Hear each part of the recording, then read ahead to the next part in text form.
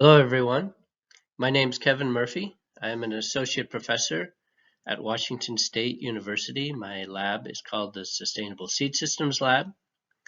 I am grateful to the organizers for inviting me to speak here today. And I was asked to talk about quinoa research and production in the U.S., so I will give a short presentation on this, and I look forward to any questions you may have. My email is down here at the bottom, kmurphy2@wsu.edu. So please feel free to ask me, send me an email, get in touch. So yeah, look forward to hearing from you. And before I get started, I would just like to remind everyone that in August 2020, we held the second International Quinoa Research Symposium. It was put on by Washington State University and our partners, but it was held virtually, and we had over 1,000 attendees from 58 countries. There were 87 different speakers and poster presenters, and the program was offered in English and Spanish, so you can look through any of these talks and find them in English and Spanish, and I provided two links at the top here for you to look through. And the reason I'm bringing this up is a lot of the people I'm mentioning today who do research in the US gave presentations at the Quinoa Research Symposium. So even though I can't tell you too much about what they do today, I can point you to where you can find out more. And this is a great place to do this. I'll show this slide again at the end, just to remind you of the links. So today I'd like to give a brief overview of quinoa research in the US. I'll do my best to hit on the majority of the quinoa research that is happening, but I can't, unfortunately, just don't have time to catch everybody. But I'll give you a broad overview of what we're doing. And then quinoa production in the U.S. is quite new and ever evolving. There are a couple places where it's been grown for a few decades, but again, even that is quite new. So, but I'll show you where we have our production areas predominantly in the Western U.S. And then I'd like to end the presentation with just some partnership we've developed that works on improving end-use quality, flavor, and nutrition from soil to society. And so Dr. Dan Packer has given a very nice presentation as well for this conference, for this meeting today, and I encourage you to look at his presentation and mine and his. We both work together in the same lab, and they complement each other. So there's not very much overlap, and so a lot of the things that he talked about I won't talk about today, and vice versa. But they do complement each other nicely, and I would recommend you look at his presentation. Okay, so in the U.S., I'll start with the eastern part of the U.S. And here we have Tom Davis, who's a professor of agriculture, nutrition, and food systems at the University of New Hampshire. He and I believe his students have been working on some different soil science and in particular looking at different interactions with wide crosses and wide hybridizations, which I think is really exciting and really important too for the future of quinoa research. Jude Mall down here, I work closely with Jude on a USDA funded project, and he's a soil ecologist in the Sustainable Agriculture Systems Laboratory with the USDA in Beltsville, Maryland. And I would like to point out here briefly that you may be able to see the yellow stars and the red stars. The yellow stars indicate speakers who also spoke during the Quinoa Symposium. That if you're interested, you can go look up their presentations there to learn more. Okay, moving now to the central part of the U.S. We have Minnesota, Iowa, and Missouri represented here. And Craig Schaefer, he's a professor and agronomist at the University of Minnesota. I've been working with him on the same USDA project, and he's Had some success with learning how to grow quinoa in Minnesota. Definitely some challenges up there as well. And then moving down to Iowa, Anna Teston and Dr. David Brenner, Dr. Anna Teston as well. Anna is a plant pathologist with the USDA ARS in the plant introduction unit, and David is a curator in that unit as well of quinoa germplasm, and they both provided talks at the Quinoa Symposium, so you can learn more about what they do. But David in particular has been invaluable to my program. We have utilized his germplasm collection many times over the years and wouldn't be anywhere close to where we are without all the good work he's done curating the quinoa accessions there. And then Malia Geehan, she's a principal investigator at the Donald Danforth Plant Science Center in Missouri, and she does fantastic work as well. I won't go too much into it now, but she works with heat tolerance and other abiotic stresses. And you can also view Malia's presentation at the Quinoa Symposium if you're interested in what she does. And again, the yellow stars are the ones that have presentations there. So now we start getting closer to home, and we're in the western US now, and this is just Utah, and Utah has a phenomenal amount of quinoa research going on. And I'll start at the bottom here at Brigham Young University, and Jeff Mon and Rick Jellin both are speaking at this conference, I believe, and they have been working with quinoa here for 25 years or so, and again, they are fantastic collaborators, very willing to share germplasm. And much like David Brenner, they just have been invaluable collaborators with our program over the years, and we're very grateful that for them and for all the work they've done. And David Jarvis is a new scientist at Brigham Young University as well, and I think the research all three of them are doing are very exciting. And again, their research, all of the research here in Utah, or their research was presented at the Quinoa Symposium, each one, so very exciting.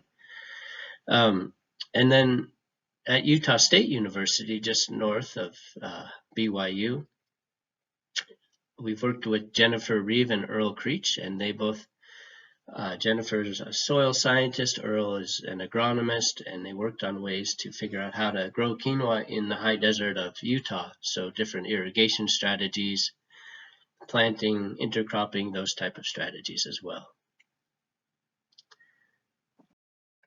Moving farther west, Christine Buckland at Oregon State University, she actually got her PhD with Jennifer Reeve and Earl Creech at Utah. So she has continued her PhD research. She is now a extension educator and agronomist at Oregon State University, and she does trials with different folks who work with quinoa in the U.S. and worldwide. So she's a great resource for Western Oregon, and just doing great work there as well.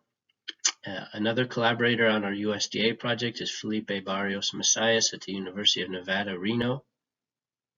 And he's a physiologist who works on abiotic stresses of quinoa and has a couple of very nice papers out, and I think more coming. So please, yeah, stay tuned for him. So this is, as you can see, the Western US is really where most of the quinoa research is happening in the US at this point, and a lot of that has to do with the climate. And Dan Packer, in his presentation, spoke to that. So moving on to California, Organic Seed Alliance has a presence there with Jared Zistro, and Jared received a grant from the Organic Farming Research Foundation to do some quinoa research in Northern California. And he also works with Junda Jiang at Lundberg Family Farms and others at Lundberg Family Farms as well. And Junda is a plant breeder there. He works with rice, but also with quinoa, and he's doing really nice work developing varieties for California and for the Lundberg Family Farms, the types of end-use qualities that they need as well. So there's a lot of exciting work happening throughout California. And then Washington, this is where our program is. with the Sustainable Seed Systems Lab. There are other programs at Washington State who work with quinoa. I'll mention Girish Ganjal in a minute, but there's Dave Crowder, who's an entomologist. John Reganold and Lynn Carpenter Boggs have worked with soil science and cropping rotations. There are people in the food science laboratory, such as Carolyn Ross, who does flavor attributes of quinoa, and Craig Morris, who does end-use quality attributes of quinoa product development as well. And the list goes on. So a lot of quinoa research is happening at WSU, and many of these students are in my lab now, and quite a few in the past as well. And so we have a great team right now working on quinoa in many different facets. I don't have too much time here to speak about what each of these is doing. It is all very different and very exciting. And but again, you can find a lot of their work at the Quinoa Research Symposium website on our YouTube channel there. So this is, again, just kind of the overview of where quinoa research in the US is happening. And I'm sure I've missed a few, but as you can see, it's just starting to grow and expand. Again, focused in the West, but moving to the North Central region in the East as well. And I believe there's a lot of potential for quinoa to be grown in the southern states over the winter. So Texas or New Mexico, Arizona, and maybe others as well. At present, these are the primary quinoa growing regions in the western U.S. So the coastal Washington, Oregon, and Northern California has very nice climate. It doesn't get too hot, as Dan describes in his talk. Although there are problems with pre-harvest sprouting, so we work on pre-harvest sprouting tolerance in our breeding program, as well as early maturity.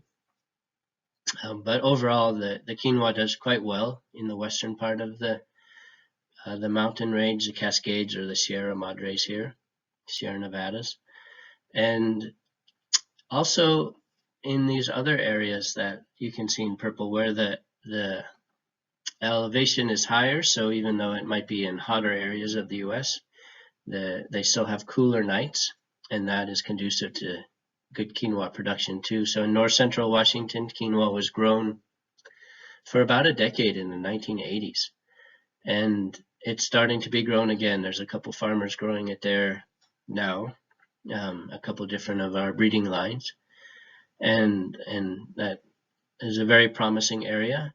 Also in northeast Oregon, there's some quinoa being grown in the foothills of the Eagle Cap Mountains. So very nice area there, but it's at this point still quite small, but I think there's good potential to grow in this northeast Oregon area.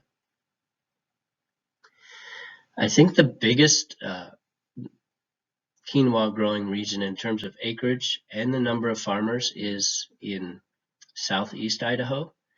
It's irrigated there, but it's also high elevation, and quinoa turns out very nice in that area as well. And then again, in Colorado, and quinoa has been grown in the San Luis Valley of Colorado for decades, several decades. And we actually had some of the pioneers speak at our first International Quinoa Symposium, and those talks are still available as well. But yeah, the climate in the San Luis Valley is excellent for growing quinoa there. So these are some of our breeding objectives, and this is kind of where I'm switching a little bit over to the quality, but I want to just talk about some of these. And as Dan mentioned in his talk, we do work on pre-harvest sprouting resistance, early maturity, heat tolerance, seed yield, and some of our other research looks at drought tolerance and salinity tolerance. We always keep an eye out for downy mildew. So these are very common breeding objectives in many programs. But I want to focus the rest of this talk on the seed composition, flavor, and nutritional breeding objectives that we have in our program as well. And this photo here on the right, this is a a very nice collaboration with Brigham Young University, the result of um, quite a few years of working on over 1,000 different lines, and this is one of the top um, lines that has come out of that actually grows very well in Rwanda and parts of the U.S. as well. And so this might be one of our newest varieties that we release in conjunction with BYU this coming year. And we have others as well. So there's quite a few varieties that we have, or breeding lines that we have, that are on the cusp of becoming varieties. And we base these on a lot of the traits I showed you, the agronomic traits in our breeding program and how they do in different target environments. But at this point now, we're deciding which ones will become varieties based on their potential market class, the food products that can be developed with them, and how they differ in terms of seed composition, nutrition, and flavor. So that's a lot of what we're working with now. And I'll speak to how we're doing this. This is an example of one team, a breeding pipeline that we have that was funded by the Foundation for Food and Agriculture Research of the USDA. And so I'll talk about that here in this slide. So this is a pipeline we've developed where we start with breeding and soil science and integrate agronomy. We weave agronomy in through both of those. So this is a photo of Deirdre Griffin LaHue. She is a soil scientist in Western Washington, and we're working closely with her. This is one of our main sites for breeding. And then she's taking several of our most promising lines and growing those in different fertility conditions, looking at how soil microbial communities impact the growth and nutrition in the seeds of these of quinoa varieties. And so we're working very closely with her to try and decide which varieties to release and how best to grow them to optimize the nutrition in the seeds. And when I speak of nutrition, if you look at this bottom arrow here, we are looking primarily in my lab at amino acid content and micronutrient content. And I'll get to the gut microbiome in a minute. So we deliver our seeds, our varieties, to Girish Ganjal in this case, and he does product formulations, flavor evaluations, market class development with his students in his lab, and works on essentially developing. He has a big extrusion program as well. So as many different products as he can test, and seeing which varieties do best for which products. He does a lot of the seed composition work as well. And that's really what is defining our market class development, which is rather new in quinoa. Instead of just being red, white, or black seeded quinoa, for example, there are many different ways to differentiate quinoa based on the products that they can be most suited for. And so then both those products and the raw seed will go to Dr. Frank Carbonero, and he is a human health scientist specializing in the human gut microbiome in the College of Medicine at Washington State University.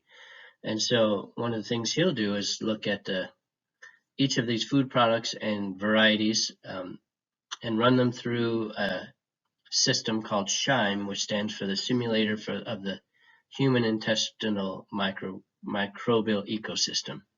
So it's very exciting work. We're just at the cusp of this, working with SHIME here, and we hope to have more results in the future on how that is going.